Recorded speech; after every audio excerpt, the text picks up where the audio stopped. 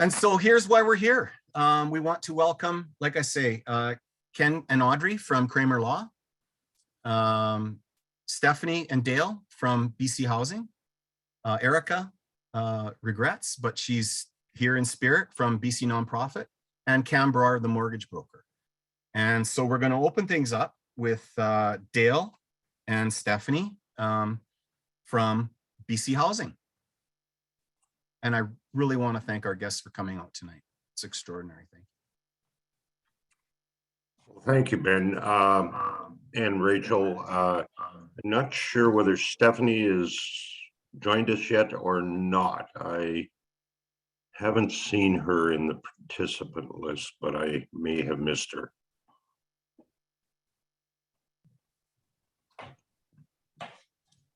So Stephanie was scheduled to kick this session off with respect to BC Housing's comments around this, but I will start by doing my bit, and hopefully Steph is able to join us here very shortly.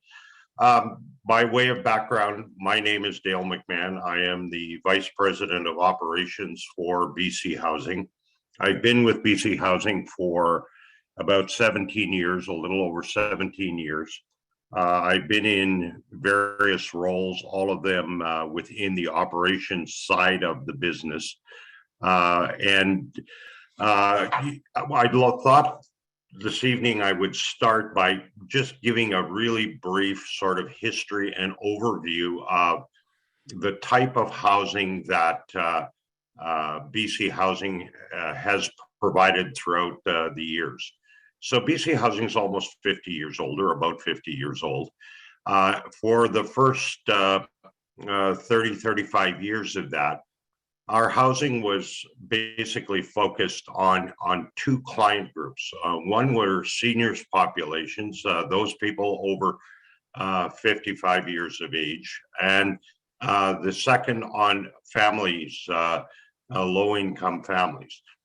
This was social housing. It was subsidized housing owned primarily by the provincial government and operated on their behalf by BC Housing.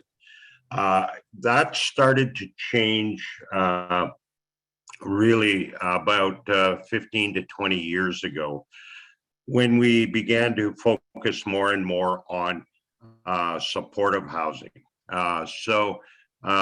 We started to move more and more of our housing over to being operated by nonprofit operators. In fact, today, about 95% of our housing is operated by the nonprofit community. But we also started to open up housing that looked at other client groups. So principally around the homeless or those at risk of homelessness, supportive housing focused on individuals in many cases with severe mental illness or drug addiction problems. And we were, and in that capacity, we began to both build and to buy various properties throughout the province, in various locations throughout the province, to accommodate that. At the same time, we were given the responsibility of managing shelters throughout the province. And again, both permanent shelters and temporary shelters. Those are operated exclusively through various nonprofits throughout the province. And then more recently, about 10 years ago, we started to have responsibility for providing Indigenous housing throughout the province. Initially, that was focused on urban Indigenous populations, and the vast majority of the Indigenous population actually lives in urban settings. And we developed both new build and purchase facilities that were owned by BC Housing, but in most cases operated by nonprofit providers, most of them with an Indigenous background. More recently, in the budget of 2017, we and government made the fairly bold step of moving into on-reserve housing. And to that extent, we've now started to build housing on reserve, again, managed either by the First Nation themselves or by a nonprofit or development group that they have set up to operate their housing. Most recently, government has charged us with also looking at providing housing for what they call the missing middle, which is medium income families. Generally, this is done in cooperation with a market development where a certain number of units are either purchased by BC Housing or are leased by BC Housing, as the case may be, to provide some level of affordability in there for middle income families. In addition to that housing grouping that I had just talked about, we have for a number of years had a couple of other areas that the people on this call may be a more familiar with. The first of those is our women's transition housing, which is specifically designed to accommodate women and children fleeing abuse. We have been managing this portfolio for about 15 to 20 years now. That portfolio has grown substantially, and we have scattered sites throughout the province. The other area that we have, and again, this group I think probably is most familiar with, is our group home portfolio. We have about 800 group homes across the province, just over 800. And those accommodate a number of differing populations with varying disabilities, some with developmental disabilities, some with physical disabilities. We have group homes that we have for populations leaving the criminal justice system, youth leaving care, but the primary focus for most of those homes is around individuals with either physical or developmental disabilities. Those are run and they're owned by BC Housing. They're subsidized in most cases by BC Housing, but they are operated in most cases by various ministries, most often either CLBC or by MCFD. There are some other groups that are also involved in that, but that is the principal area of focus. I think what, and I don't know whether Steph has joined us. If she has, I'd be grateful if she could acknowledge it. But Stephanie is our Vice President of Strategic Business Operations and Performance. And under her portfolio, she has our research department. She has our equity, diversity, and inclusion department. And I know some of the things that she was going to be talking to you about tonight is some of the work that we are currently engaged in, and her departments are engaged in looking at how we make much of our housing more accessible to groups that have not been traditionally housed. We do have accessible units in most of our housing, most of it designed to look at seniors, some of it in family units. But we are now started to focus and are in the process of developing a whole new approach to housing with a certain number of units dedicated to the needs of populations that we have not necessarily traditionally served.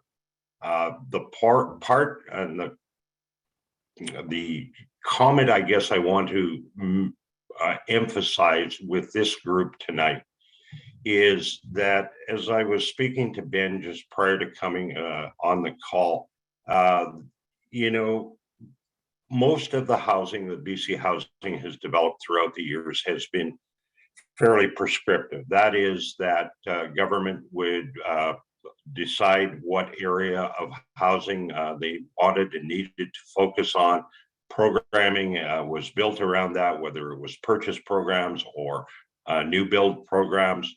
And there was a fairly defined role for the kind of housing that we were able to build, to buy, and to bring forward into the province and around the province.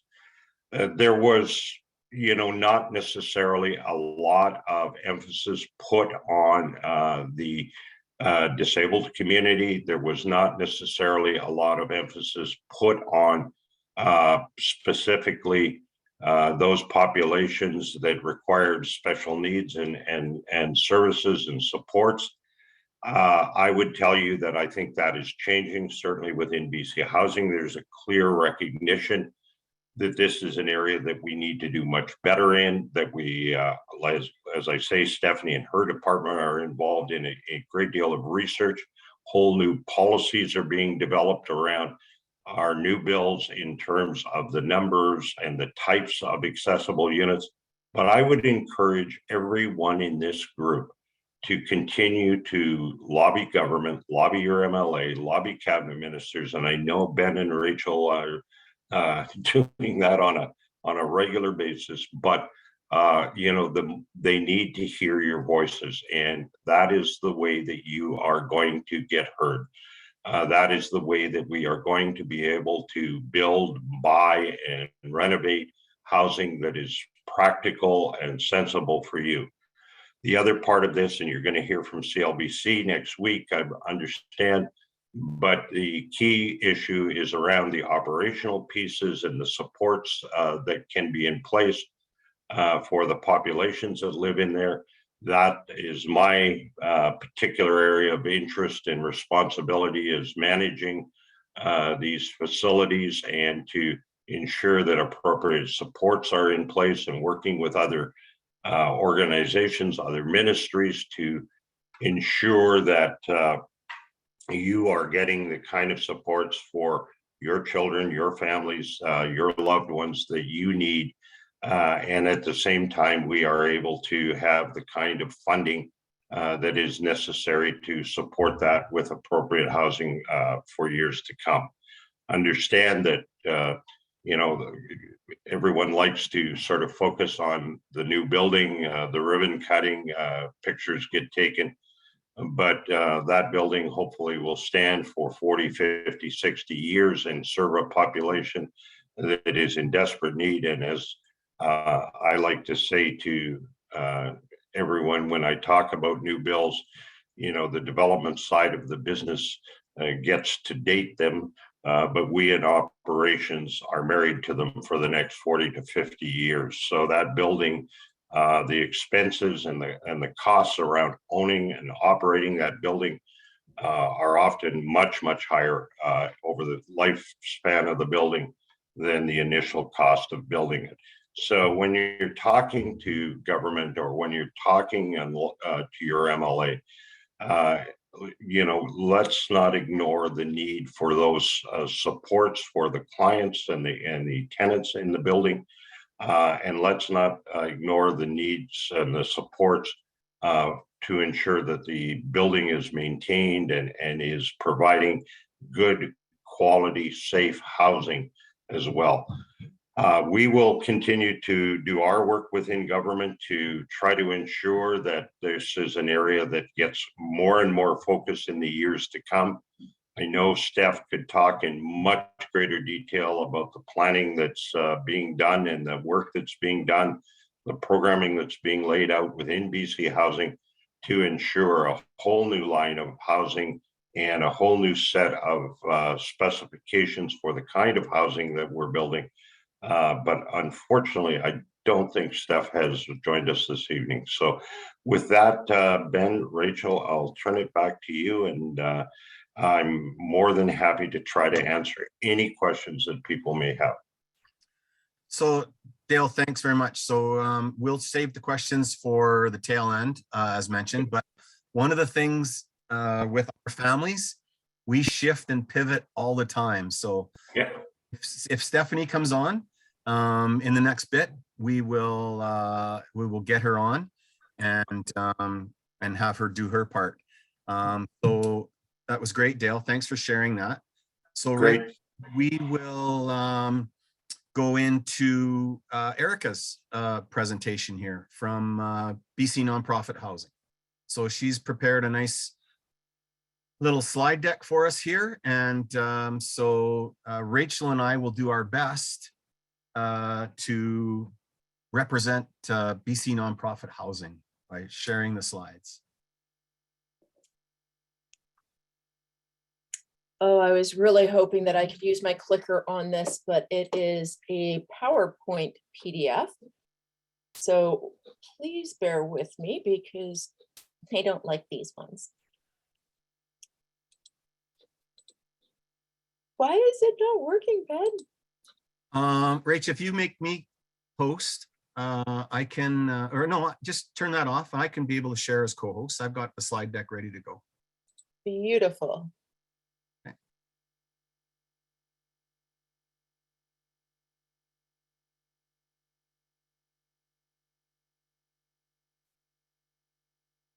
And away we go.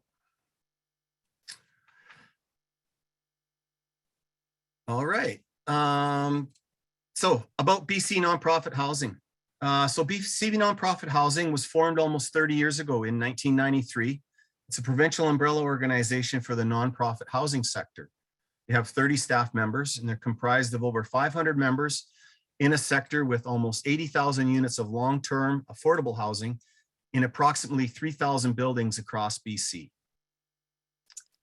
So they have many different services that they offer, including research and advocacy, some management services, and they do a lot of education and events. So they've got Housing U, online learning opportunities, the Rents program, and one of Ben and I's favorites, the Housing Central Conference. Which we have put a proposal in to have a parent panel on Housing Central Conference for the first time in November of this year. And we're just waiting for the confirmation. So they also have partner programs that include financial investments and day-to-day banking sort of programs. They partner with insurance companies that include health, comprehension, and tenant insurances, and their operations. So things that help you with day-to-day operations in the housing development that you are in. So this is all about the sector and the members. So what is community housing sector? This term refers to the wide range of local partners who have a stake in building and maintaining a long-term supply of permanent, affordable housing, including nonprofit housing, cooperative housing, cause-driven private sector organizations, faith-based organizations, sector organizations, an example like BC Nonprofit Housing, charities, community land trusts, municipalities, financial institutions, and much, much more. So who are their members? They represent nonprofit housing providers that own and or operate affordable housing buildings throughout the province. And the mission of the organization is to empower BC's nonprofit housing sector through advocacy, education, and support.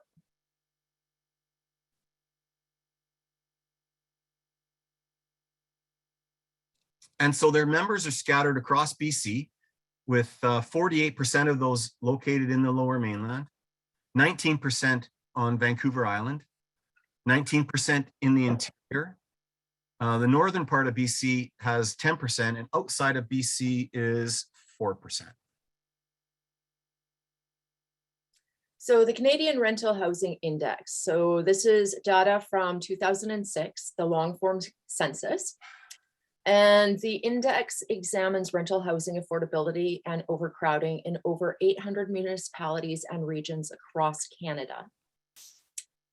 So we will be taking down all of the links and we will be providing you with them also at the end. Or Ben's just going to show us his navigation skills and pop that into the chat right now.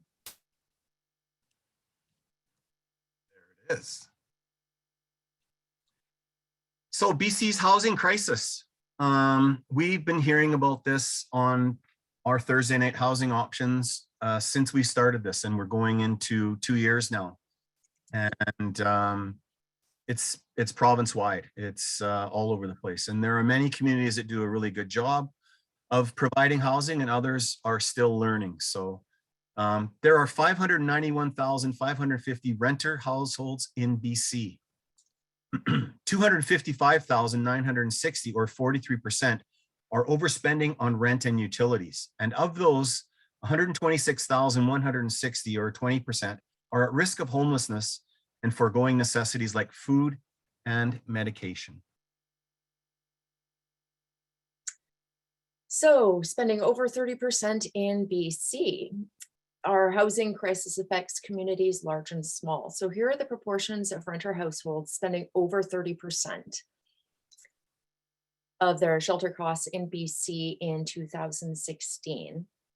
Now, unfortunately, we can probably estimate that a lot of our family members make up a lot of these green boxes here. And so just to go over the geography here, so the province is 43%. Creston is in the West Kootenays, East Kootenays, right on the border. West Vancouver, of course, Lower Mainland, Qualicum Beach, Duncan on the island, Seashell on the coast, Salt Spring Island, you know where that is, Port Alberni on the island, Courtenay, Parksville, Vernon in the Okanagan.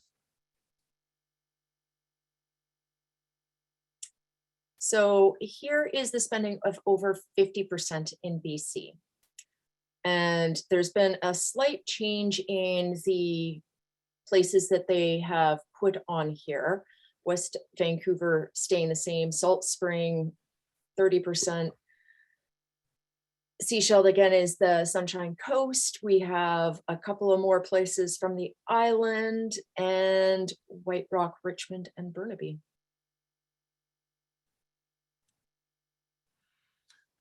So we're going to talk a bit about this inclusive housing partnership, supporting inclusive housing. Based on the 2018 Inclusive Housing Task Force report recommendation, housing needs and preferences of individuals and developmental disabilities. And there was 800 survey respondents and focus groups. I'm not sure how many of you took part in that. I know that Katrina Johnson had a big role in part of this task force report, and it is out there and it is available through CLBC. And I think it would be a great idea. If you haven't seen it, we can include that when we send the notes out. We'll send a link for everybody to look at that inclusive housing task force report.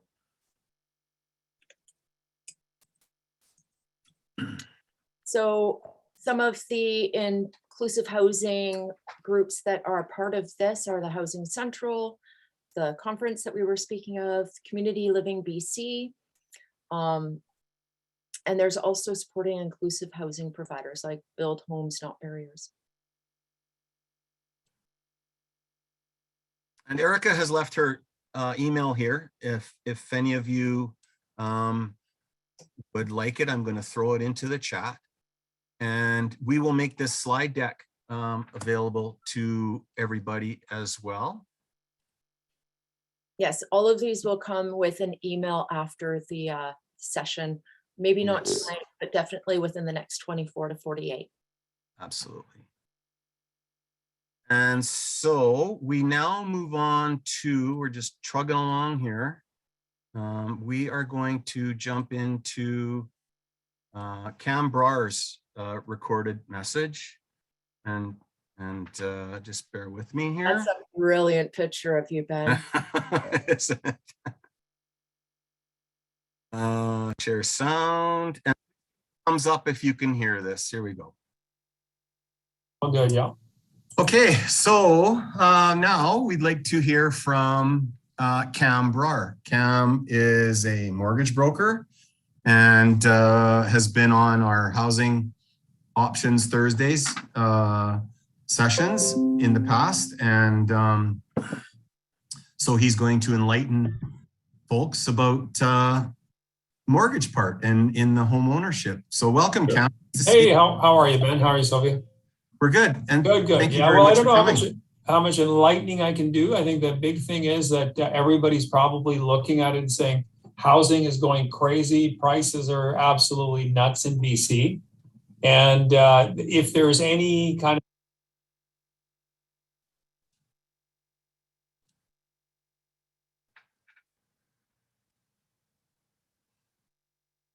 Oh, I don't know what happened there.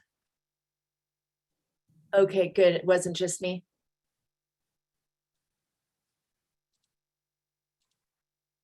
Let's do this again. Sorry about that. The network error has caused the download to fail partway. One second. Bear with me.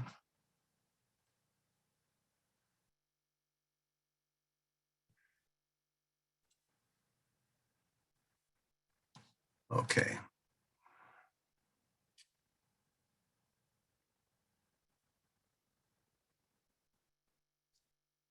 I don't know what happened. Rachel, do you want to sing for a minute? And Oh, they definitely don't want to hear me sing. Let me see. Can I see anybody on here? Wendy's a bit of a stand-up comedian. I do think that I saw Ms. Bobby Taylor, who also is able to be quite the entertainer.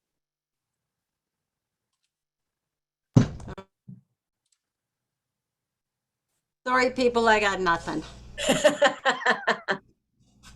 That's okay. We still love you, Wendy. And I'm Need a not little certain more you prep want me to time, get huh? started. I'm getting private messages on Messenger here that I need to sing and dance for y'all. See? I knew that I picked the two people that would definitely jump on, keep us entertained. Well, I can say I'll be Excellent excited dance, for when we're Bobby. in person at a training weekend and we can really get some groove on when we're in person again. And there's no hugging. I don't like hugging, but I know that before COVID, it was the social norm to greet people with a hug. COVID was a great thing for me because I didn't have to side hug, front hug, or shake hands, which was fantastic. So, And yet, I really don't concern myself with your consent because you'll be getting a big hug when I see you. So while we are I talking guess I'll make about training concessions. weekends, for any of you on this that are interested in becoming an FSI resource parent, every year that we don't do this virtually, we do a training weekend for our volunteer resource parents. And we get to all go to places like Naramata, or recently it's been Manning Park.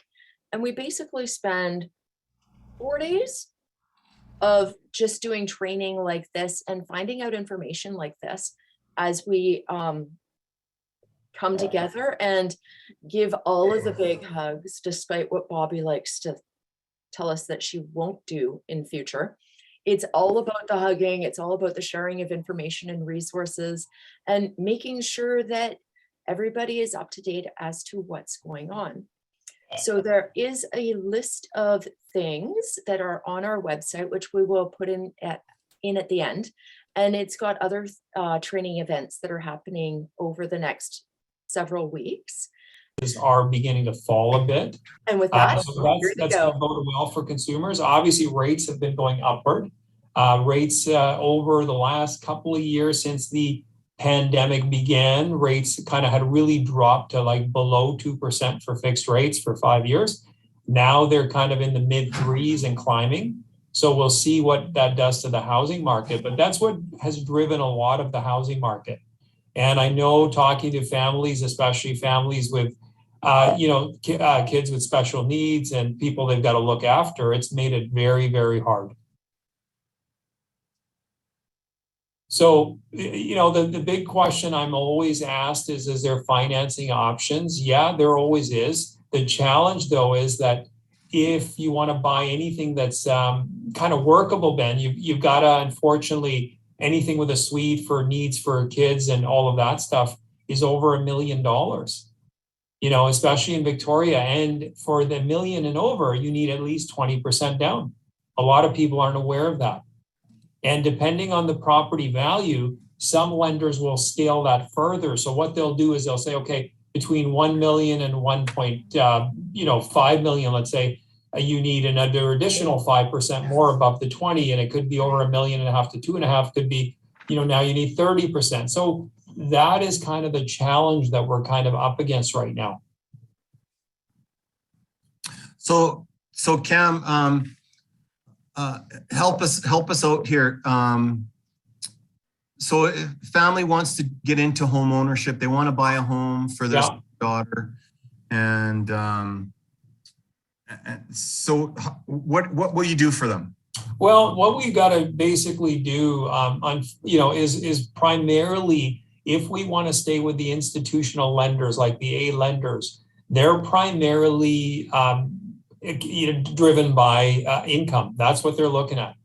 We've got lenders that'll certainly use different means of income. They'll look at different, some are creative enough. They'll allow for, if you're getting income for your kids, for different needs like that.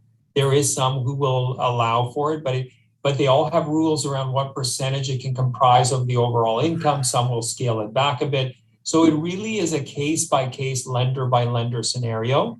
It's not that there's no outright use of different kinds of income other than the standard employment income. There is, but they all vary so much now that it really comes down to the lender. But if you've got more than 20% down and, we can always approach an alternative lender. There, I find the most generous these days.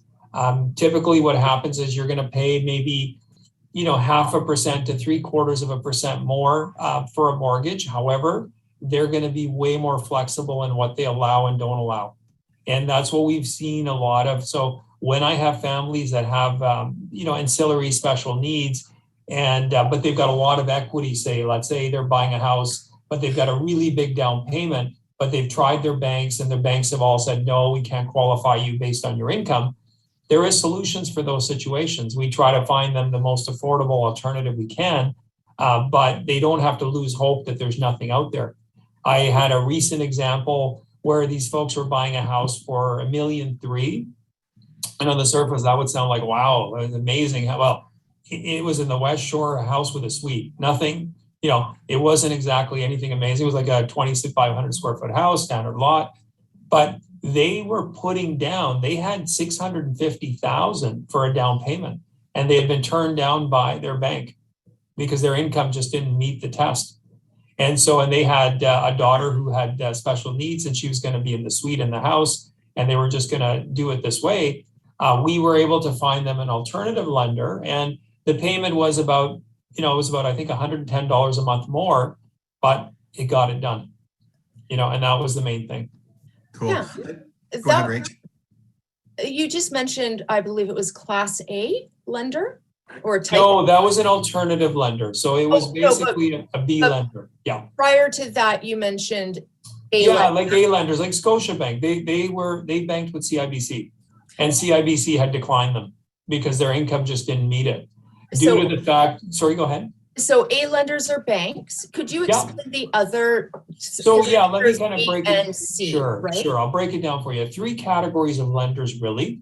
There's A lenders, like I said, the banks, the credit unions, those sorts of folks. And you have to realize also that when you purchase a property over $1 million, it can no longer be insured through CMHC or Genworth.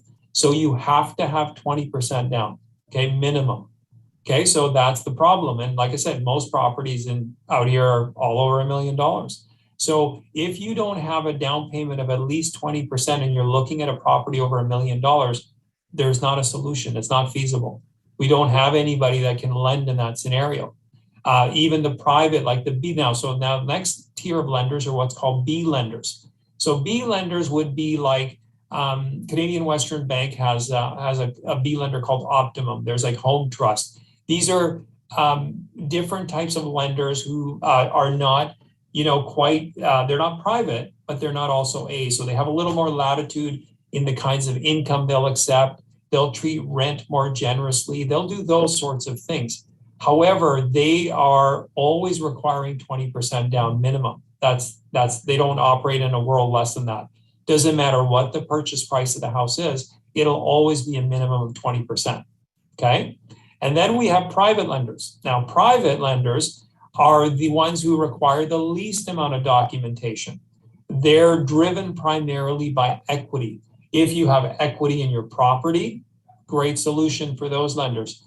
That's what they're looking at. And typically for them, equity is at least 25% equity in your property. So if you have a property worth, let's say $1 million, you're going to have at least 250,000 of equity. And those lenders are not really looking at your income. They're not looking at much else other than the equity. They wanted the deal to make some sense, but you could have it where you'd say, look, I just want to live here for 2 more years and then I'm going to sell it. That's my exit plan. If it makes sense to you and you can afford the payments, they would be the solution. Now, another lender category that we can consider also that we deal with is the reverse mortgage. We do have people that are older. So as long as you're 55 plus, we can qualify you for a reverse mortgage. So if your parents who are older with adult children that have needs that you're looking after in your home, if you've got all this equity, we can even get a mortgage for you, which allows you to, typically what they'll do is they scale the loan to value. So they'll never go to like 80% or anything, but they'll range, 45, 50, 55, sometimes up to 60% of the value of the property at the very, even that's tough now. But let's say, for example, I'll use an example. Let's say you have $1.5 million home, you're retired, you're both pensioners, your adult, child you're caring for still lives at home with you. But let's say you only have $30,000, $40,000 of income. However, you have essentially, let's say a $400,000 mortgage. Well, you would be eligible through one of those lenders, provided your age meets their requirement, to get a reverse mortgage. And a reverse mortgage essentially allows you to have the monthly interest accrued. So you don't actually have to physically make payments. Okay. So it's not like you don't pay interest, you still pay interest, but they accrue the payment. So you have a very limited income, like a pension income. Now you don't have to worry about making the monthly mortgage payment, and that mortgage would be paid out. The criteria for those are, if let's say there's 2 people on title, as soon as both of them are in a nursing home, let's say, and they're no longer living in the property, the borrowers have about 6 months at that point to sell the property. If one of the principals passes away, the other person's still living there, the mortgage continues. Or if the property's sold, it's paid out, and all the accrued interest to date is then paid at that one time. So it's a really good solution for people with limited income, and but they've got tons of equity. And let's say they don't want a private lender, they want something kind of in between, or they want a lender with no monthly payment obligation. Okay, does that? Yeah, that was great info. Yeah, That's beautiful. Thank you. yeah. And so our audience for this, Cam, is their families that all have a daughter, family member. Yeah. And not all the options that are currently there fit them. They don't see a staffed residential. They don't like, I'm not sure if you know what home share is, but they don't like. Yeah, no, I'm familiar with that. Yeah. And they want to look into home ownership, right? Yeah. And so part of the conversation coming up in a bit will be we'll have a lawyer on to talk about the tax implications with home ownership. Absolutely. Like that, right?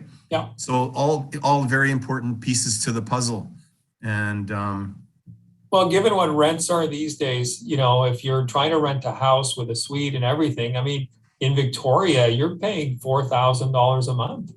So quite frankly, if you've got, or what I hear a lot of is sometimes people are forced, or they think they have to sell because, they've got debts or bills, but they've got all this equity and yet they have no income to qualify.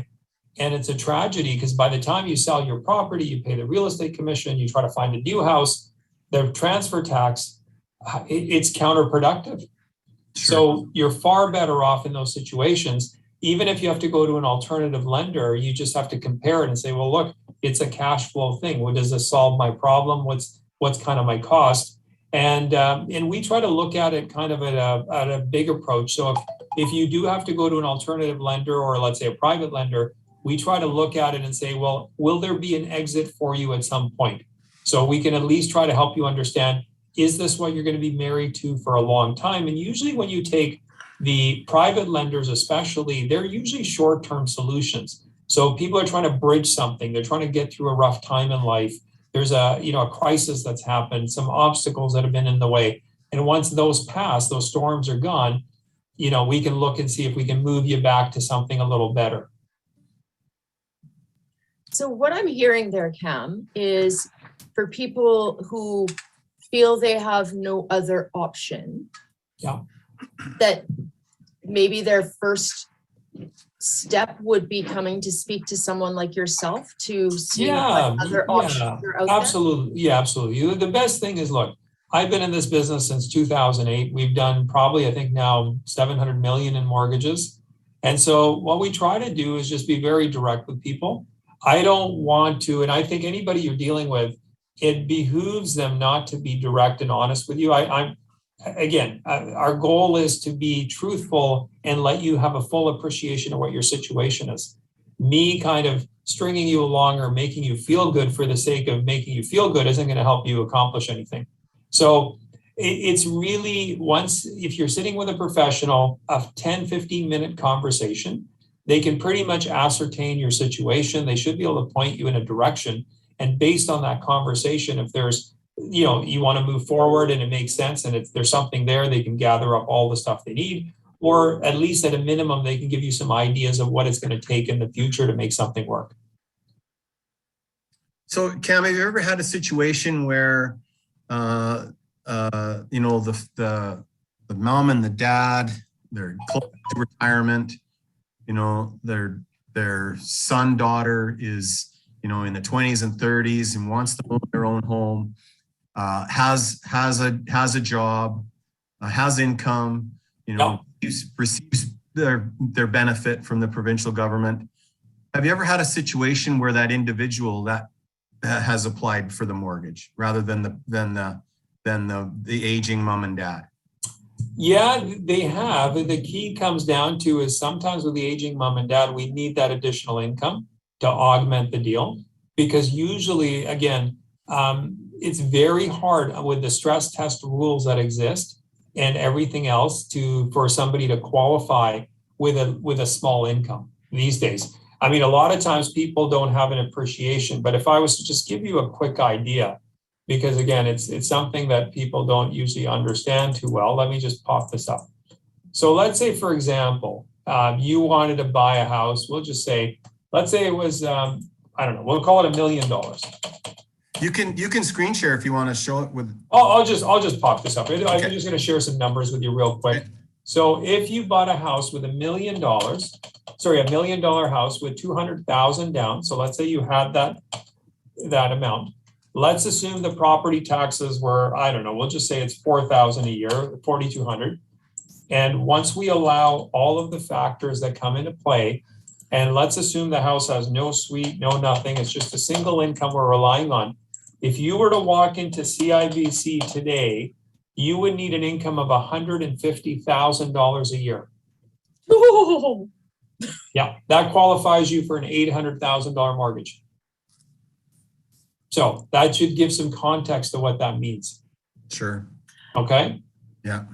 Cam, could you describe a bit more what the stress test looks like? Sure. The stress test is a rate that the government imposed. So when we had the subprime meltdown in 2008, then they introduced what was called B20 and B21.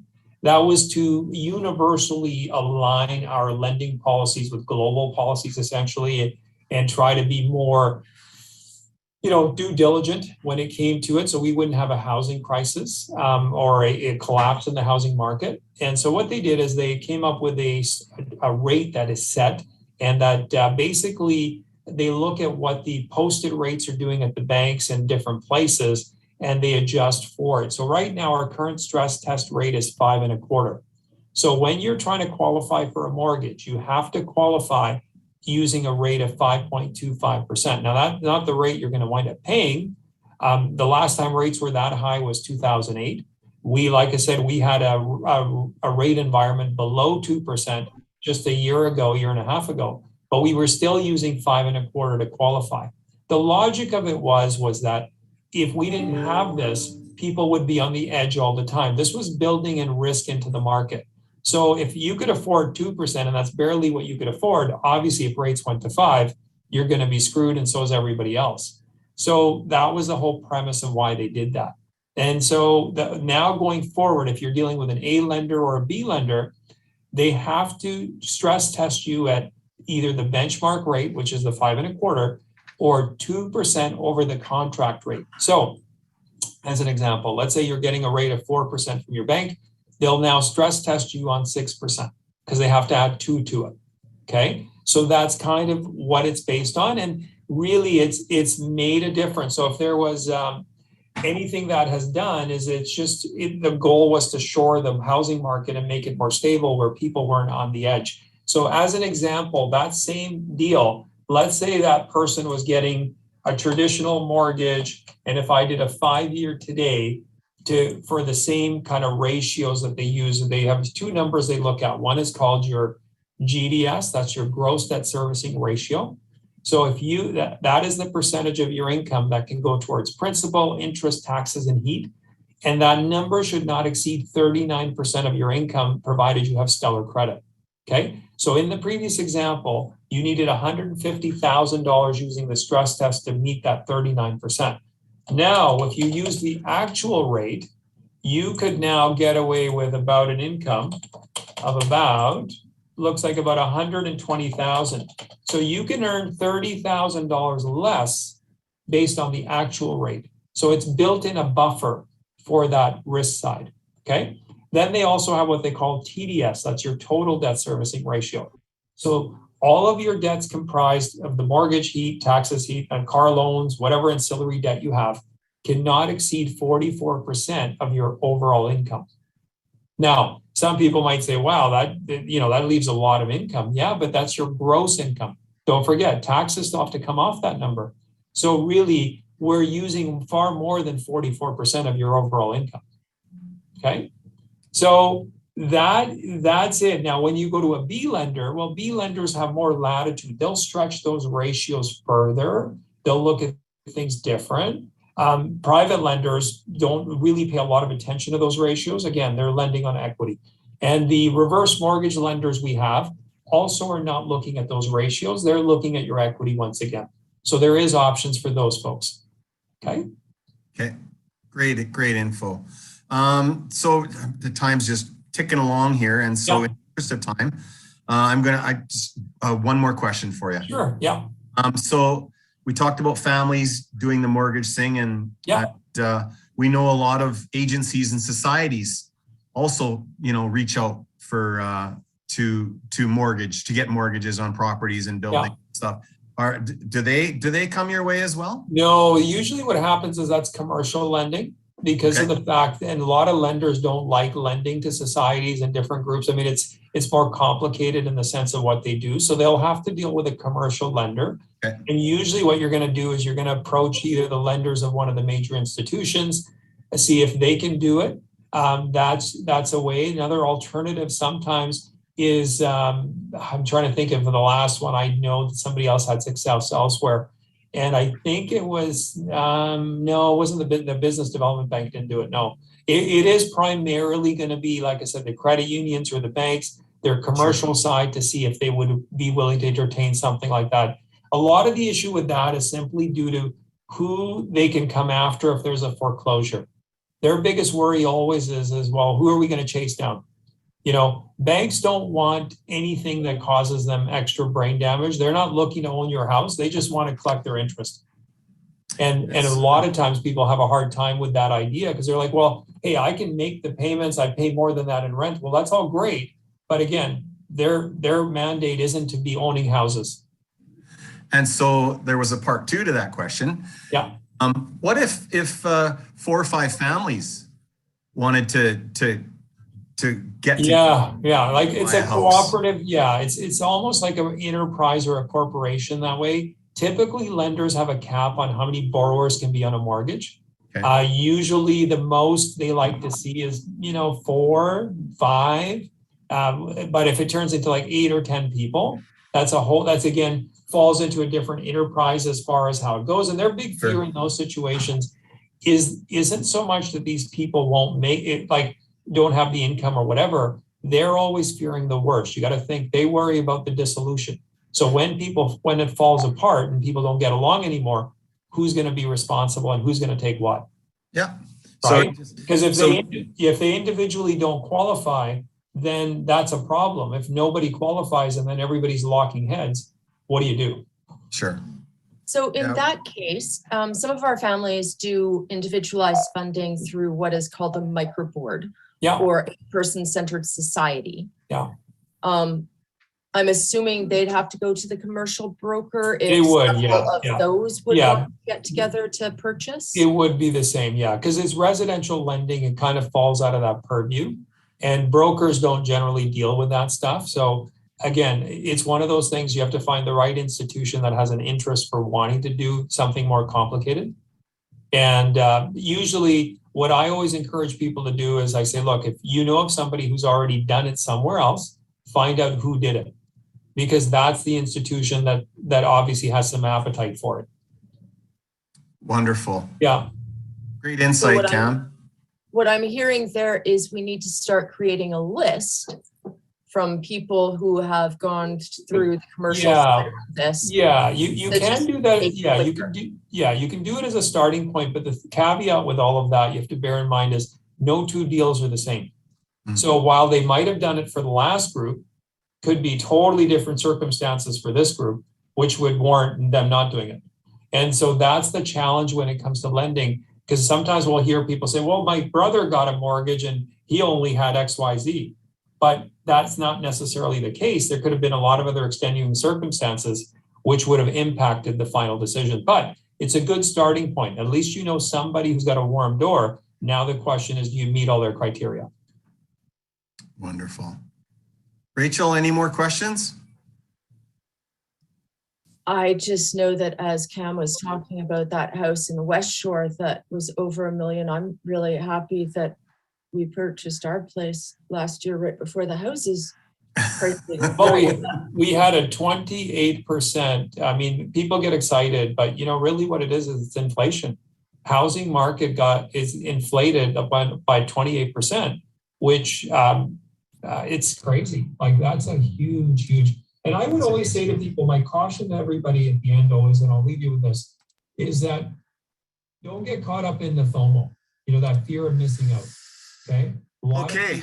So it's still we playing digress from there. Like a roller coaster ride. And side of it now, there's always that was great information. We got into some other conversations, but I hope you found that helpful. And we will share Cam's email with everybody, and you'll get the recording. And so now we'd like to transition to Ken Kramer and Audrey. And Ken he needs no introduction in the Family Support Institute. He's a great friend of ours. I'm sure many of you have seen him at sessions, training weekend, and throughout the year. And yeah, so here is Audrey and Ken. Thanks for coming, you guys. Thanks, Ben. Thanks, Rachel. And good evening, everyone. I can see that by the fact that there's still over 70 folks still on there, that this is obviously a topic that is of great interest to families, and both myself and my associate, Audrey Jen, who's with me tonight, are really pleased to be here to speak to the families a little bit more about some further contemplations in sort of contemplating the purchase of housing and home ownership, and some more of the issues and pitfalls that are relevant. And unfortunately, Cam has only really touched on, I think, the tip of the iceberg, the actual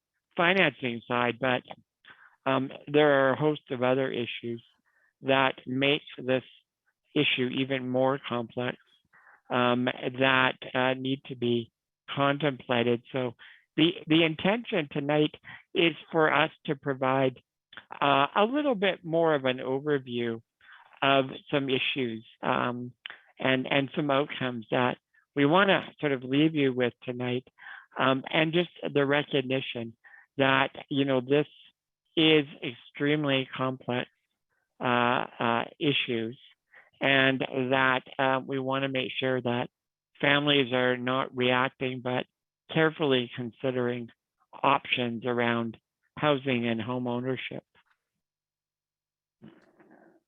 Audrey, are you able to put that first slide up?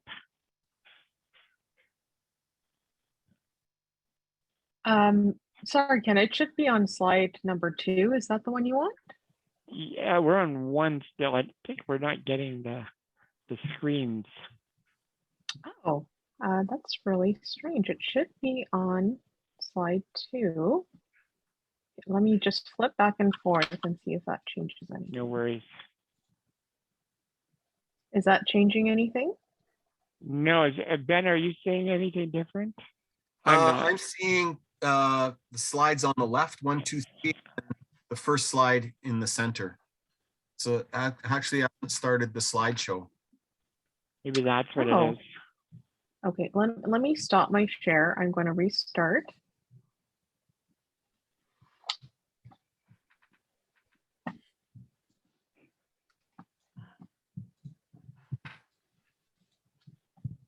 I'm glad to see that it wasn't just me.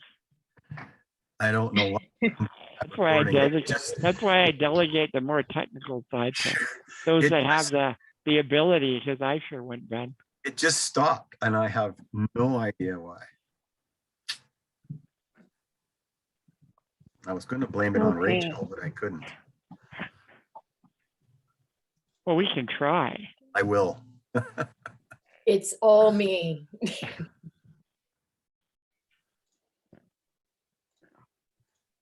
There we go. Wonderful. Maybe just go back one. There we go. There we go. Fantastic. Thank you, Audrey. So, we're predominantly estates and trust lawyers, and we both do a lot of work, as Ben and Rachel have outlined, in assisting families with estate planning where there is a family member with a disability. And of course, housing is always a big topic of discussion in the context of our estate plans. So we want to touch on some of those issues that are really relevant for families that might be contemplating real estate as part of an estate plan, and really just highlight the great variety of different types of home ownership scenarios, as well as some of the tax issues, and even more recently, legislative requirements that may make that home ownership structure more challenging. And we want to highlight that. And ultimately, what really should always be the focus, I think, is, identifying the goals. Don't just assume that this solution is the solution, and that because my neighbors or another family, accomplished a goal that you feel is appropriate for you and your family, don't make that assumption. And sometimes we tend to sort of look at, a simple solution when in fact, there may be some real complexities associated with that decision. So one of the number one things that we hear from families, that we heard loud and clear tonight, is that we want assurances that our son or daughter with a disability is always going to have a roof over their head. I want that home. I want that safety. I want that security. And I think that that is obviously a goal that we try to facilitate with the family and in the context of our plan. But in that respect, when we're talking about home ownership, it then raises a number of other issues and potential options. And, you know, we've heard some of those options a little bit tonight about renting, about subsidized housing. But I think going even further, thinking about, you know, even if you have that home, what's the plan around maintaining that home? Who's going to pay for things such as property tax, strata fees, that new roof or hot water tank, you know, broken pipes, landscaping. We don't need to look very far to see as well that natural disaster has been quite evident in our community over the last year with floods, and obviously thinking ahead about, you know, what's the impact of those natural disasters on a property that, you know, where all the finances might be tied up in that home. And maybe it's not in a livable situation. So lots of things to think about in that respect.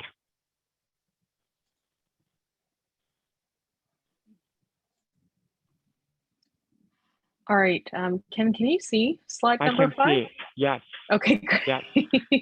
great. We never know with what's going on with tech tonight. Okay, so let me just continue on. We do hear, you know, obviously lots of reasons from families. One common one as well is, you know, I want continuity in my child's life after I pass away. You know, that's a very valid reason. And we're just here to kind of point out some other considerations as well. So one is, you know, there's no surefire way to ensure that that home will continue to meet that child's needs as their needs evolve over time. Another consideration is, you know, there may be other ways to maintain continuity that avoid the complexity and potential pitfalls that we're about to go over. So again, as Ken mentioned, you know, there's lots of potential reasons and there's lots of complexities here. So often people think, you know, it's a simple thing, but they haven't had somebody to kind of lay out all these potential issues and pitfalls. Another one as well, you know, it's not a surprising thing to hear in Vancouver is, you know, this fear of missing out that the previous speaker talked about. That thought of, you know, if we don't buy now, we won't be able to buy in the future. Real estate will always increase in value. You know, based on the history of Vancouver, that might be a totally valid statement, but we also want to point out to recognize that we can't predict the future. There might be more factors to the cost benefit analysis than the value or increase in future value of real estate. The things that we know now is that home ownership is very complex. It requires attention to care and ongoing maintenance, and it also incurs high costs to do so. So lots of other factors to consider. There is a real life example that Ken and I have tackled before that we wanted to discuss. This is something that I know isn't an anomaly, it does happen. So some parents received some advice to put their home in joint names with their adult child with a disability. And their intention was, you know, when we pass away, he'll have a roof over his head and he'll have something to his name. But they later realized, you know, without our assistance and without us being around to maintain the home and to pay the taxes and to make sure that, you know, the hot water tank is replaced and so on and so forth, you know, the child was not going to be able to manage the home on their own should both parents eventually pass away. and there wasn't like a plan in place, like a sibling or somebody else. There just wasn't that continuity of care. So it was very likely that a lawyer or notary would not allow the child to transfer the share back to the parents due to concerns about capacity issues. And the child was unable to make a power of attorney. And the problem, and although they were able to make a Section 7 representation agreement, because that document, which is an excellent document, has a non-traditional definition of capability that is more comprehensive. Unfortunately, the Section 7 cannot be used to deal with real estate. So there was a real problem here. They had made this transfer and they hadn't really thought about the ramifications. And now it was in the child's name, and there wasn't a lawyer or notary who would transfer it back because they didn't believe that the child had the capacity to do so. The parents wanted to avoid commutation, which just really briefly is a process of going to court, declaring their child essentially unable to take care of himself. So it's a declaration of incapacity, and somebody having to manage that child's financial and legal affairs for the rest of his life. So they didn't want to do that. They didn't want to go through that invasive process and have that declaration made. So what they did instead were they were forced to make a costly court application to reverse the transfer and demonstrate that what they really intended was to benefit their child, but rather than directly providing it to him through joint tenancy, rather have his inheritance through a trust in their wills. And so if they had gotten the proper legal advice in the first place, they could have avoided this costly court application. And just to let you know, commutation is not cheap either. It's just sort of seen as a last resort because it does take away, that independence. So it obviously somewhat of a good result in the end because they were able to fix it and do what they really intended, but unfortunate because they didn't talk to an expert and they unfortunately made that transfer in the first place. So, the real lesson here being, before you do something that seems really simple, you might want to get some advice from somebody, who is aware of these potential ramifications and avoid going to court if at all possible.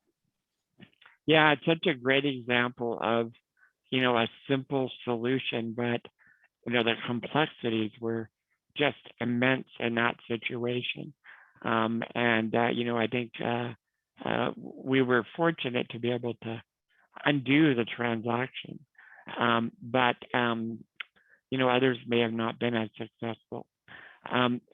We'd like to just run through a couple of housing models that I think, might help provide just a little bit more perspective, and sort of there's going to be some overlap here, but this might be helpful in terms of sort of strategizing on what's the right fit for me and my family.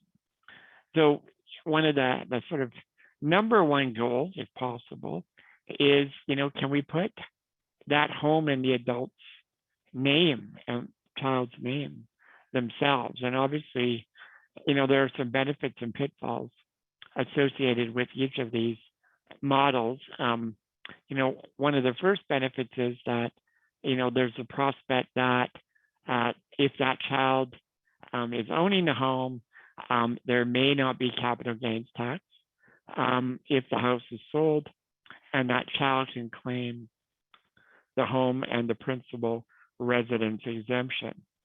The other thing to note is that for purposes of individuals that are receiving PWD benefits, a principal residence of a person with a disability is an exempt asset. And so that asset would not impact provincial disability benefits. However, if that home was subsequently sold and the proceeds were just simply put into a bank account, then those funds may not be exempt for purposes of provincial disability benefits.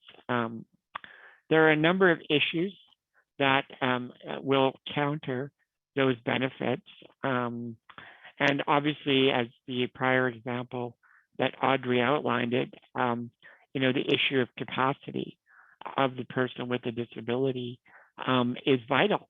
And if there is capacity, and that person with a disability owns that home, there's that prospect that they could simply give away or sell that property to that new friend that approaches them. So there's issues there around susceptibility, undue influence, and just protection.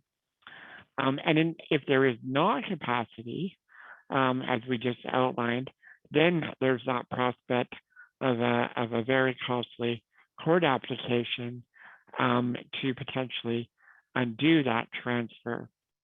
And then as a last resort, private comiteeship may be required if such a court order cannot be made, or there is in fact no one legally able or capable on behalf of that child with a disability to manage that property.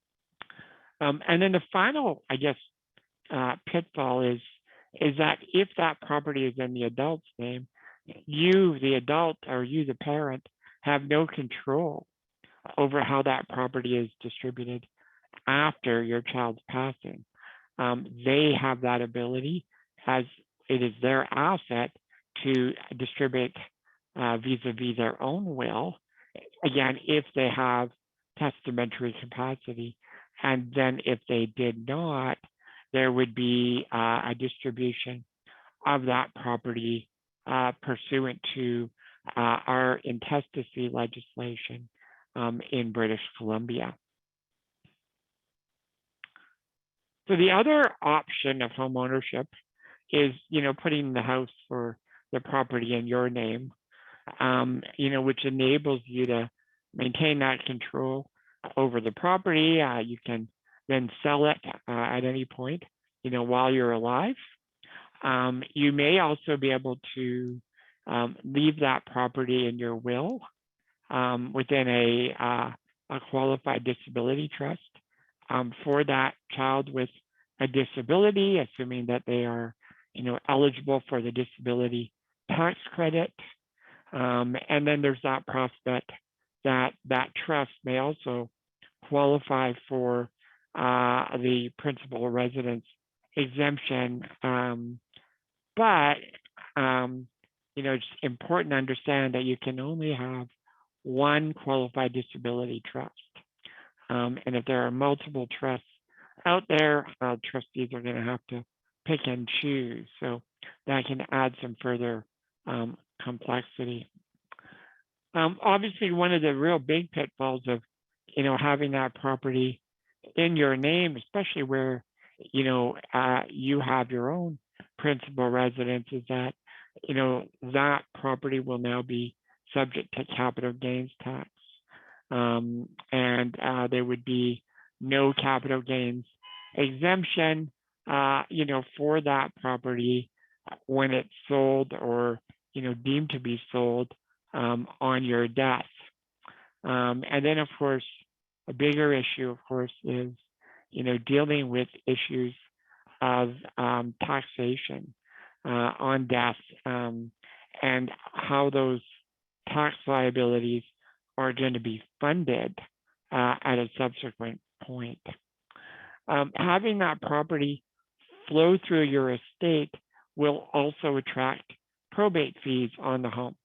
And so those probate fees are administrative fees that are paid on the gross value of an estate and represent about 1.4% of the gross value of your estate. So those are more fees to think about as you pass away and think about succession planning. And then the final pitfall that I'll just outline, although there are many pitfalls perhaps, is just being cognizant of wills variation law in British Columbia and this duty that you have to your spouse and or your children in terms of providing for those people within your estate plan. And, the distribution of your estate may dictate that one of those beneficiaries may not be satisfied with the distribution. So anything that falls within your estate is going to be subject to potentially wills variation issues. All right, so continuing on with some examples of ownership models. This one is very similar to, well, actually identical to the example that I started off with is, putting a house in joint tenancy with an adult child. So as you can see, one potential benefit, and that's the one people maybe most frequently hear about, is obviously if it goes to that adult child via survivorship, you're potentially saving on probate fees, so that potential 1.4% roughly. But there are several pitfalls to this approach. So there's likely going to be capital gains tax on this. So there are some different ways that joint tenancy with an adult child can be perceived in the law. So one is a true gift situation. There is this concept of both a legal interest and a beneficial interest. And this might be a little bit tough of a concept to sort of get right away if this is your first time hearing about it.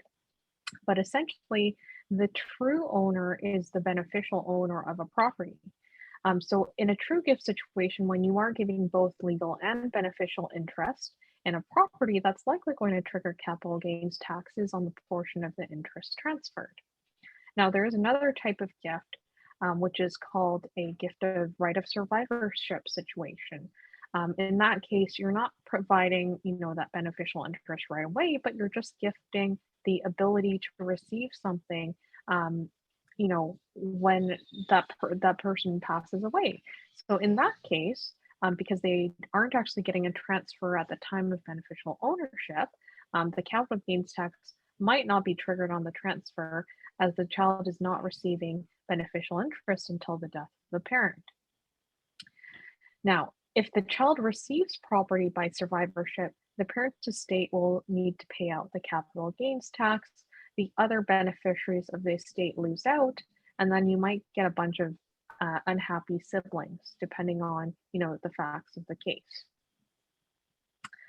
We're not done with the pitfalls here. So, another result is there might be a resulting trust. So unless there's really explicit evidence, so like a deed or some type of sworn document that sort of provides that it was a true joint tenancy situation or a right of gift or survivorship, interested parties, let's say siblings, might argue that the property is being held by the survivor on resulting trust for the estate, and then it should go back to the estate to be divided, presumably equally among the other children. The burden would be on the adult child to prove that it was a true gift.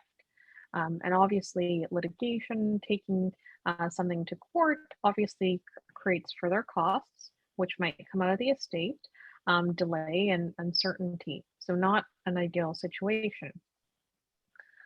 Another thing, that all parents should think about when considering putting a home in joint tenancy with an adult child is exposure. So there's a very famous case where mom put, there's no disability involved in this case, but mom put, or as far as I know, mom put a house in joint tenancy with a son.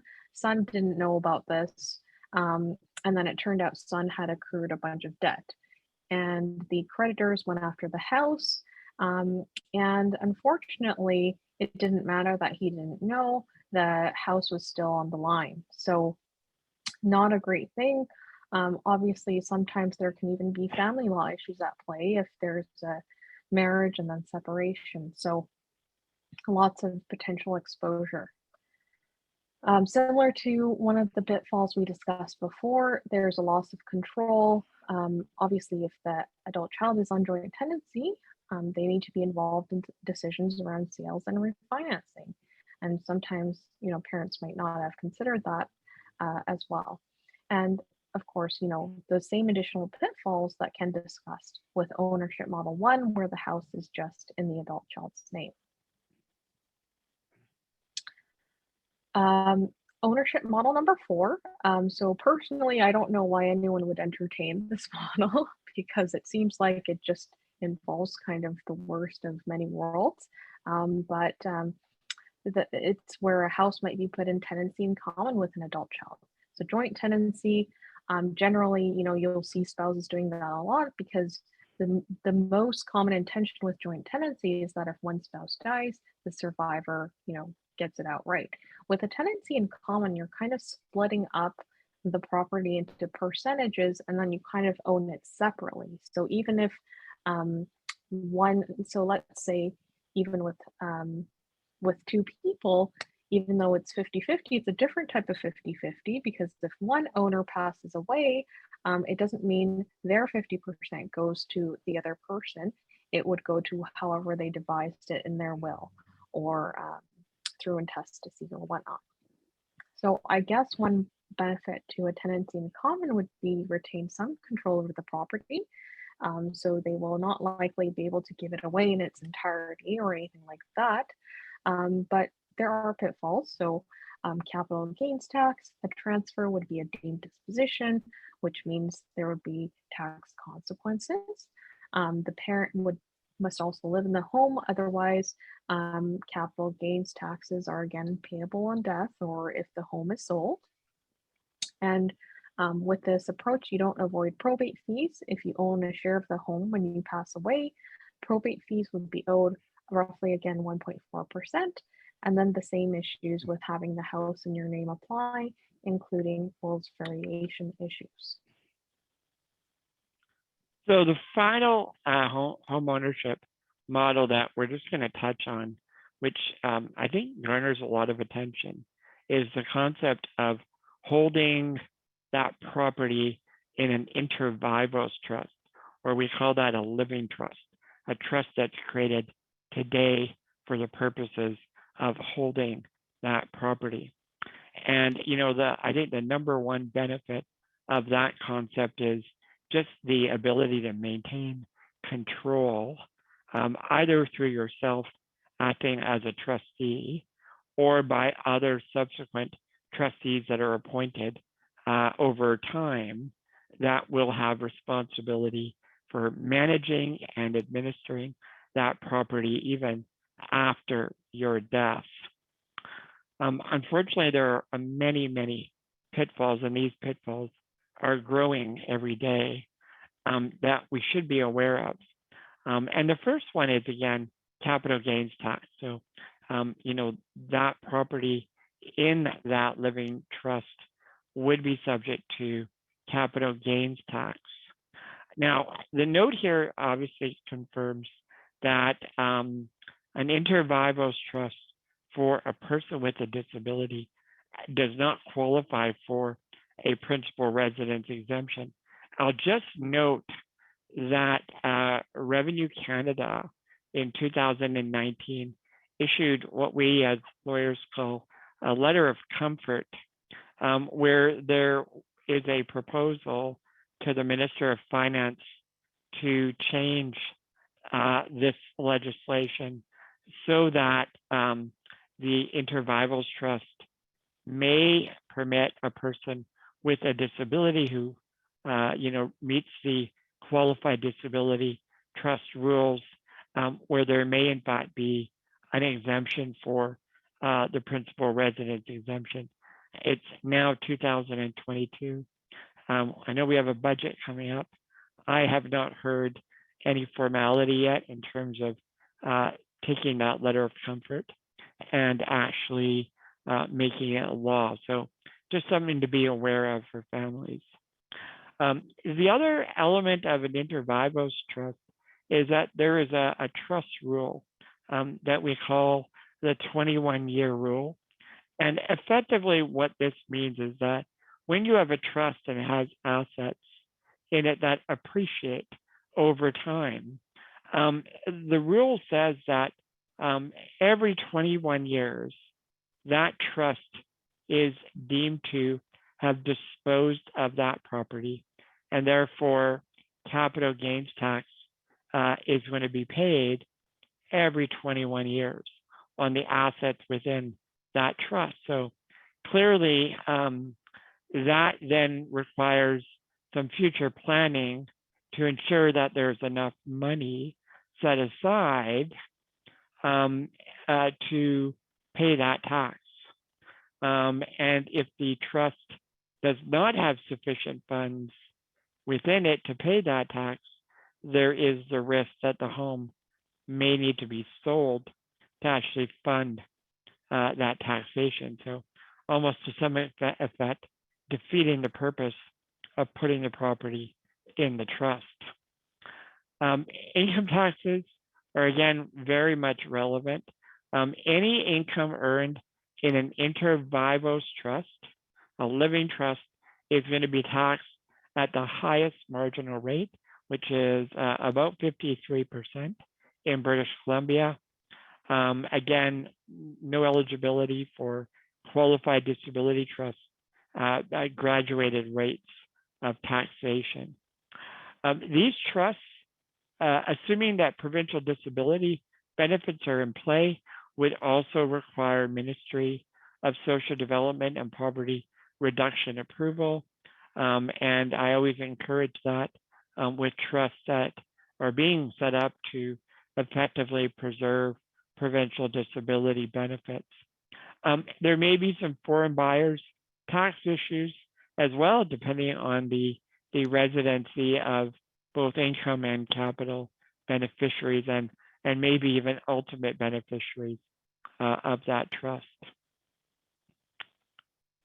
Another pitfall is what we call settler attribution rules, and this is where the creator of the trust that sets up that trust and puts those assets into the trust. There's the ability to by Revenue Canada to attribute income losses, capital gains would be taxed back to the transferor or the settler of the trust in their personal capacity. So this transaction of setting up that trust could actually revert tax responsibility back to the actual originator of the asset. A relatively newer element that's important in the context of home ownership and trust law is British Columbia's new Landowner Transparency Act, which has been in place since November of 2020. And effectively, what this legislation does is it puts a responsibility to disclose information relating to the trust to a registry that basically will hold this information and effectively disclose not only the information of the person setting up the trust, but all of the beneficiaries and even those contingent beneficiaries. And so there's a requirement to provide identification, dates of birth, last known addresses, social insurance numbers, residency status, but fairly broad access to the regulator, not necessarily to the public in itself. And there's also this other clause within the legislation that has caused Audrey and I to have a little bit of discomfort in the context of people with disabilities, in that there is a reporting requirement for incapacity in the legislation that effectively sort of outlines an ongoing obligation that trustees, must take reasonable steps to determine whether, in respect of an individual, whether there's a need for a determination of capacity to be made by a court, health authority designate, or a prescribed person. So the legislation, as you can imagine, has not clearly defined what is incapable, and not yet clear on what this information can be used for, and more importantly, whether there may be some onus on the trustees to pursue a determination of incapacity at a court, i.e. through a private competition application, or with someone like, a health authority designate.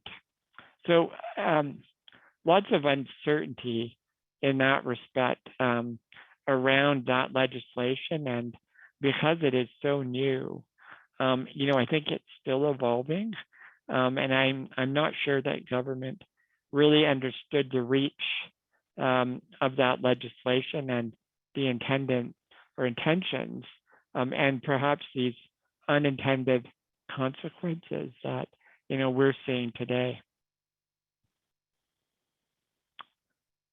So obviously there are other creative methods of holding property, and again, they're each going to have their own benefits and pitfalls, and I think that has been highlighted at the very beginning. The law is changing on a regular basis. Policy is changing, tax law is changing, trust law is changing. I think the important thing to ensure is that every matter is so fact and case specific. It's so important to understand, the family's needs, their circumstances, abilities, the nature of the disability, the abilities and the challenges. So I think the big takeaway from our session is, again, don't make a simple choice about real estate as it relates to your children with disabilities without getting some really good legal and tax advice. And really, it's important to understand all of these issues before you go out and start to embark on a plan. So that is our presentation, and Ben and Rachel, we're happy to take questions as well. Awesome. Thank you very much, Ken. And for all of you that are still here, we're going to go hit your questions that are in the chat. And so Ken, we'll go to you while this is fresh. And here's the question. Is there something called the disability where there is guaranteed taxes paid, not the 40+%, and transfers the ownership of the property? Have you heard of that? No, I'm not. I'm not familiar. Maybe Janet, you could be a little bit more specific.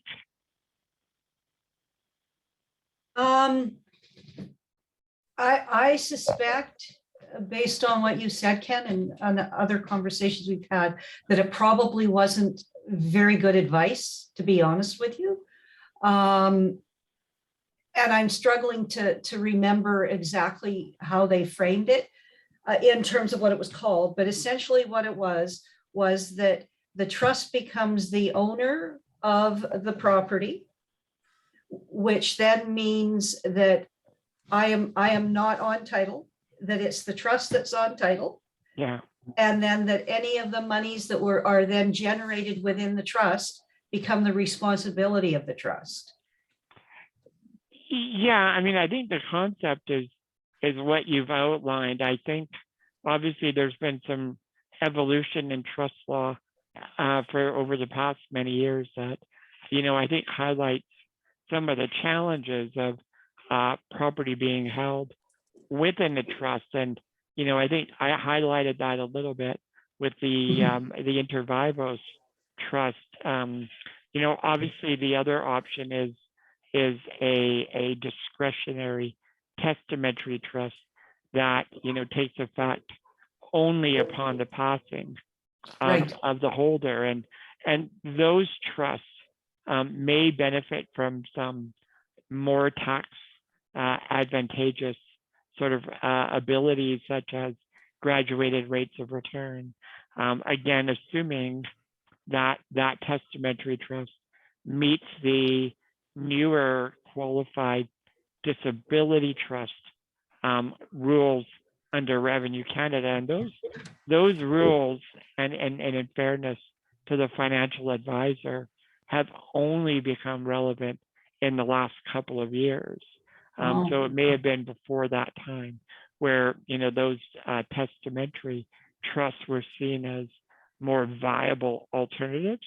And they still are today, but now there are more criteria around it. And then, of course, now we've added this newer legislation around land transparency that I think just really opens up more complexity. So I think there are still options there, Janet. I just think it's important to sort of understand, and obviously Cam brought out the financial mortgage financing issues. And really those are only, in my mind, the tip of the iceberg. Getting that financing in place is only the beginning, but we want to think about more than just financing and paying monthly mortgage costs, but all these other complex issues and taxation issues that arise as we move forward. And again, one size does not fit all, and it's important to assess every specific situation carefully before making any decisions, because those decisions can really be costly if they're not made properly. Yeah, that's so true, Ken. I mean, I sort of made this plan 23 years ago, and it's sort of now coming to fruition. But all of the changes along the line that I made my original decisions on, you're absolutely right. They started out blue and now they're purple and, heading into pink. Okay. Thanks, Ken. Thanks, John. Dale, this is for you. So BC Housing is a new model of co-housing for people with disabilities under BC Housing, and are they going to be subsidized? Yes, so is the question around co-op housing, Ben? Yes. Okay, so yes. Sorry, co-housing. Oh, okay. So we're looking at that. And yes, there are models that we will entertain a co-housing arrangement. We're looking at live-in caregivers. We're looking at roommate situations, that kind of thing. And yes, they would be subsidized under normal circumstances. That is a relatively new model for us, but we do have a limited number of units where we have sort of piloted that. And there's, I'd mentioned at the beginning that we're looking at models of housing in some of our new builds. And I know that live-in caregivers, that kind of thing, are part of that consideration. And in answer to the question, yes, they would be subsidized housing. Most cases, it'll be rent geared to income. Okay. I got a couple more here. What is the plan for co-op housing in Vancouver? This model worked well. Is there any plan for more federal dollars to inject into housing? So we're waiting on the federal government right now to provide more information. They've announced that they will be coming out in the upcoming budget with new dollars for housing across Canada. There's been discussions, I know, both provincially and federally about using the co-op model. Co-op model can be a very good model. It does have its limitations and it does have its drawbacks as well, but it can be a very good model for subsidized housing and lower cost housing. There's a element of ownership in that that doesn't exist with straight rental properties. So the bottom line, or the short answer to that, is we're waiting on more information, but we anticipate that we will be moving ahead, at least on a limited basis, with some more co-op housing. Okay. This one is rather lengthy, and it's from a researcher for Delta COVID-19 homelessness response. So I come across many vulnerable men, women, and families who receive basic social welfare. Some at risk of homelessness and already homeless. Some have been waiting over 10 years to get on the subsidized housing. Subsidies provided by BC Housing come with varying conditions. How can a single woman who receives PWD and is able to work going to afford rent, given that the rent cost is so much higher than what's allocated towards their rent portion, and being on PWD, they do not qualify for subsidies? How do you address this gap? Okay, so there's a couple of options here. First of all, there's really multiple questions within that question. Yes, there is. Yes. So the issue of, the length of time that people are waiting, I think we all acknowledge that. The last I checked on our central registry, I think we have 21,000 people on the wait list for housing, for subsidized housing in BC. So, and that's within BC Housing, and not every nonprofit uses the central registry. So the number is actually somewhat higher than that. The issue is that it's really a matter of supply. There is not enough supply out there. And, we do have what we call a priority wait list. Those are people that are deemed to be in critical need. They get bumped up, but even they are sometimes waiting fairly lengthy periods of time. The second part of that question was around the actual rent itself. So there's a couple of options that this particular individual, and I don't know the circumstances, might be able to pursue. One is we do have a rent supplement program whereby we will provide to a private landlord directly a supplement to the rent that's being charged on the housing that they're providing, whether that be a basement suite or whatever it might be.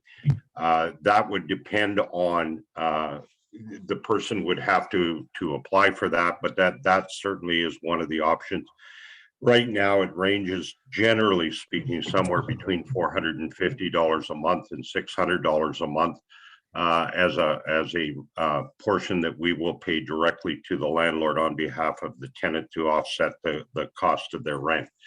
The other option here is if this person is on a fixed income, that is social assistance, PWD, something like that, and they are able to access housing in one of either our directly managed units, that's housing that we own and operate, or in a nonprofit that we fully subsidize, they will be charged what we call rent geared to income, which is 30% of their eligible income will go towards rent automatically, and it will not go higher than that. Okay, perfect. Really appreciate you taking the time to answer those questions. Thank you. So in staying in the time frame here, we're at 2 hours at 8:30. I don't want to keep people any longer. To say though, Dale, that not all, but a lot of the families on our Thursday night really liked the idea of for two people, my daughter, another person, and the room for the rotating caregiver to come in and out. And really like that model. Like I say, it's not for everyone, but there's a lot of folks that do like that. And yeah, what we're looking at. I just make the comment, Ben, I think earlier in the session, it was referenced CLBC's report on inclusionary housing. And, that was one of the things that was talked about in there. That's one of the things that we're looking at. And it's one of the things that we're looking at potentially addressing in future new builds, because most of the existing housing is not sort of designed for that. And we recognize that there is a need out there, and I know that that's one of the things that's being actively pursued and looked at by BC Housing. Beautiful. So I want to take this opportunity to thank you, Ken, Audrey, and all of you for coming out tonight, and Erica for sending the slide deck for us to share. And I hope that Rachel and I did it justice. And Cam Brar had some great information for everybody as well. and we will share the links and email. And we just want to put up one more slide to remind you of what's coming up next week. And it's part 2 of our discussion on housing. And Rachel is just going to throw that slide up there. And so we have next week, we have the supports that we need in our housing situation.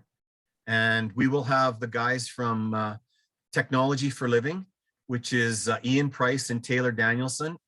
Some really amazing tech stuff that they do in the house. We'll have Rod McDonald from Cecil, Paul Gauthier from the Individualized Funding Society, and we are also going to have Josh Dahl from CLBC. So we'll be talking about the supports in the housing situation. And we couldn't do it all in one night. We wanted to split it up. 2 different. We also wanted to make sure that everybody understood housing is one component, Yes. but then the supports and the services are a different ball of wax. Technically, Cecil and CLBC don't do housing, but they provide the supports for our family members and ourselves to live independently. So along with the technology and the different ways individualized funding can assist with independence, they will all come in next week. Yeah. And for those of you that don't know what Cecil is, it's the medical side of services. So CLBC, Community Living British Columbia, is for people with intellectual disabilities, cognitive diversity, autism, FASD, and they provide supports and services through them. Cecil is, I always forget this one. It's for independent living, and it's the medical side. So if you have diabetes, if you need a ventilator, wheelchairs, supports for independent living due to your medical diagnoses, they're the group that fund that. Wonderful. And we will share the link with everybody. And thank you, Rochelle. yes, It's thanks, in the Rochelle. chat. Yeah. So if you want to join us, you better get on it. There's about 70 people already registered. It caps out at 100. And just a reminder to join us each and every Thursday night here on Zoom for our housing options. There's our website. We have a Facebook page, Beautiful Spaces for Beautiful Faces. And you can join our other Facebook pages by following this link. And we will be giving all these links out to you again in the email. And just so you're aware, if you haven't joined us on a Thursday, we have had BC Housing come in and spend the entire 2 hours speaking. We've had Ken and Audrey on to spend the full 2 hours speaking. So it's more in depth and personal. It is. And it's not a shameless plug. Oh, it is a shameless plug. We're so grateful for the folks that come and join us, for all of you. So again, Dale, thank you. Audrey, Ken, thank you. And all of you, thank you for coming and recording with you. And good night, and hope to see you next week. Thanks. Thank you very much. Take care, everybody. And I will remember to save everything, Ben. All right. Thank you, Have a good everybody. night, everyone. Thank you.